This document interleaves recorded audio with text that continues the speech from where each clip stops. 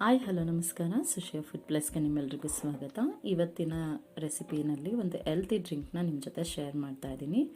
So ಮೊದಲನೇದಾಗಿ ನಾನಿಲ್ಲಿ 3 glass ನೀರನ್ನು ಕಾಯಲಿಕ್ಕೆ ಇಡ್ತಾ ಇದ್ದೀನಿ. ಅದಕ್ಕೆ ಒಂದು 5ರಿಂದ 6 ಶಂಖಪುಷ್ಪ ಹೂವನ್ನು ಕುದಿಯಲಿಕ್ಕೆ ಇಡ್ತಾ ಇದ್ದೀನಿ.